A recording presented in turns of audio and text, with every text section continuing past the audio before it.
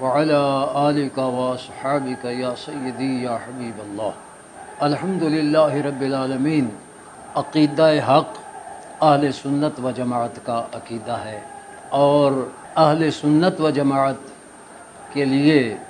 حضرت علامہ احمد ساوی رحمۃ اللہ تعالی علیہ آپ کا ایک قول بڑا شاندار جو تفسیر ساوی میں نے پڑھا، آپ باطل مذاہب کا، یہ معتزلی اور رافضی، خارجی، مرجی، ان کا ذکر کر کے اہل سنت و جماعت کے لیے فرماتے ہیں کہ خارجہ من بین فرث و دمن لبنا خالصا سائغا للشاربین، کہ یہ عقیدہ حق اہل سنت و جماعت یہ گوبر اور خون کے درمیان میں سے ایک خالص دودھ اللہ نے نکالا ہے، لبنا خالصا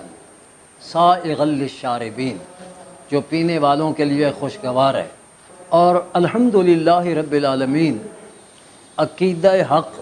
اہل سنت و جماعت ہی یہ لبنا خالصا ہے، اور دیگر سارے دمن و فرسن،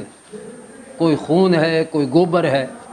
خون ہے تو وہ بھی پلید ہے، گوبر ہے تو وہ بھی پلید ہے۔ تو الحمدللہ جو عقیدہ حق اہل سنت و جماعت پہ قائم اور ثابت رہے گا وہ راہ حق پہ ثابت قدم رہے گا۔ جو خارجیوں کی طرف جائے گا یا رافضیوں کی طرف جائے گا یا کسی اور باطل عقیدے کی طرف جائے گا تو وہ اپنے آپ کو خراب کر لے گا، اور دودھ میں بھی اگر نجاست پڑ جائے تو وہ دودھ نجس ہو جاتا ہے، وہ دودھ نہیں رہتا، لبنا خالصا سائغا للشاربین نہیں رہتا۔ آج ہم دیکھ رہے ہیں بدقسمتی سے بہت سارے وہ لوگ جو پہلے مناظر تھے اور باطل مذاہب سے مناظرے کرتے تھے، اور آج وہ ان باطل مذاہب کے ساتھ ہم نوا اور ان کے معاون مددگار اور ان کو اپنا معاون مددگار اور دوست بنا رہے ہیں۔ بالکل ان کی مثال قرآن کریم میں جو اللہ تعالیٰ نے ایک اس احمق عورت کی مثال بیان فرمائی کہ جو سوت کاٹتی رہتی اور جب بہت سارا سوت کاٹ لیتی تو پھر وہ اپنا کاٹا ہوا سوت اپنے ہاتھوں سے توڑ دیتی۔ اس احمق عورت کی طرح اللہ تعالیٰ نے مسلمانوں کو فرمایا وَلَا تَكُونُوا كَالَّتِي نَقَضَتْ غَزْلَهَا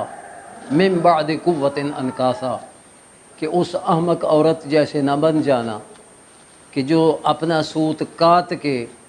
پھر اس کو اپنے ہاتھوں سے خراب کر دیتی ہے۔ آپ اندازہ کیجئے جنہوں نے 70 سال عمر تک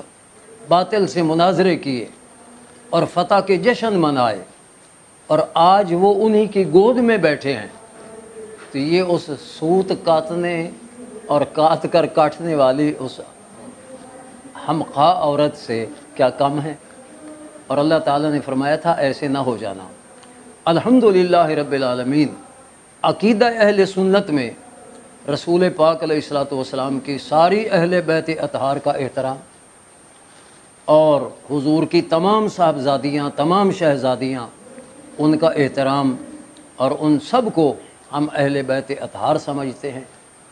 اور ان میں سب سے افضل سیدہ خاتون جنت فاطمہ زہرا کو مانتے ہیں۔ اسی طرح رسول اللہ علیہ الصلوۃ والسلام کی تمام ازواج مطہرات وہ حضور کی اہل بیت ہیں، قرآن سے ثابت ہے۔ اور سیدنا علی المرتضیٰ رضی اللہ تعالیٰ عنہ، حسنین کریمین، وہ بھی حضور کے اہل بیت میں ہم اہل سنت مانتے ہیں۔ ہم رسول اللہ علیہ السلام کے سارے اہل بیت اطہار کا احترام کرتے ہیں، یہ اہل سنت، اور رسول اللہ علیہ الصلوۃ والسلام کے تمام صحابہ کا احترام اور تمام صحابہ کو جنتی سمجھتے ہیں، جبکہ درجات کا اختلاف ہے۔ سب سے افضل شیخین ہیں۔ پھر اہل سنت و جماعت کے جمہور علماء کا جو عقیدہ ہے کہ پھر عثمان غنی رضی اللہ تعالیٰ عنہ، پھر سیدنا علی المرتضیٰ شیر خدا رضی اللہ تعالیٰ عنہ، تو یہ ہے عقیدہ اہل سنت کے بزرگوں کا، اور اسی پر ثابت قدم ہیں الحمدللہ ہمارے ڈاکٹر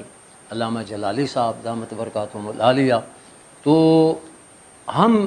الحمدللہ ان کے موقف کی تائید کرتے ہیں، اور یہ موقف اہل سنت و جماعت کا ہے۔ جو اس موقف سے انحراف کرتا ہے وہ یا تو خون والی نجاست میں ملوث ہو رہا ہے، یا وہ گوبر والی نجاست میں ملوث ہو رہا ہے۔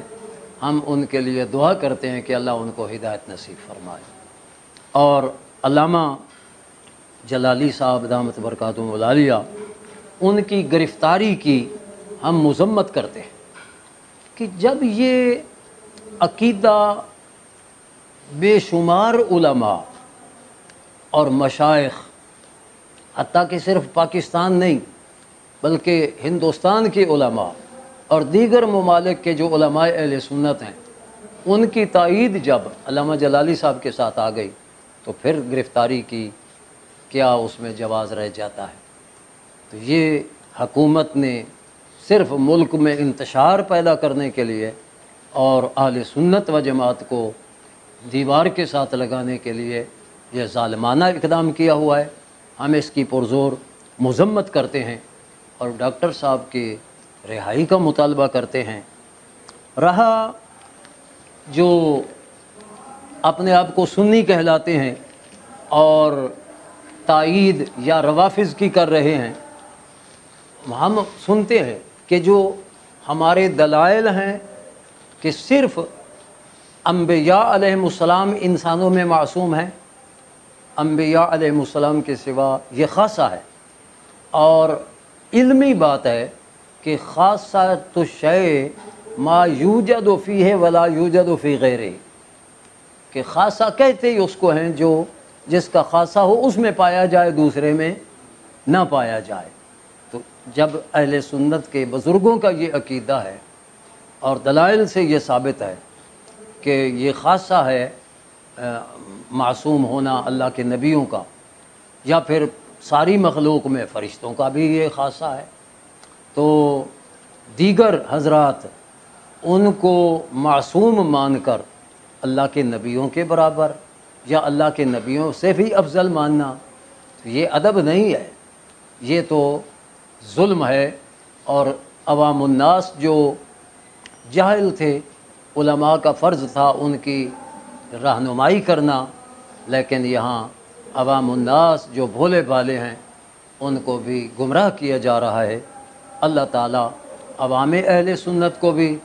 اپنے عقیدے کی پاسداری کی توفیق عطا فرمائے، اور جو علماء اہل سنت کہلا کر وہ لوگوں کو گمراہ کر رہے ہیں، اللہ تعالیٰ ان کو بھی ہدایت عطا فرمائے۔ اور ڈاکٹر جلالی صاحب انشاءاللہ اللہ تعالیٰ کی مدد ان کے شامل حال ہے۔ ابتلاء و آزمائش تو آتی رہتی ہے نا، الف لام میم، احسب الناس ان یترکوا ان یقولوا آمنا وهم لا یفتنون وَلَقَدْ فَتَنَّ الَّذِينَ مِنْ قَبْلِهِمْ فَلَيَعْلَمَنَّ اللَّهُ الَّذِينَ صَدَقُوا وَلَيَعْلَمَنَّ الْكَاذِبِينَ۔ یہ تو اللہ تعالیٰ ایمان والوں کی صداقت کو ظاہر کرنے کے لیے ابتلاء و آزمائش میں بھی ان کو مبتلا فرماتا ہے۔ تو انشاءاللہ یہ بھی جلالی صاحب کی صداقت واضح ہوگی، اور اللہ ان کو رہائی بھی نصیب فرمائے گا، اور ان کے دشمن شرمسار ہوں گے۔ اللہ تعالیٰ ان کی حفاظت فرمائے، اللہ تعالیٰ ان کو عمر دراز باصحت عطا فرمائے۔ وآخر دعوانا ان الحمد للہ رب العالمین۔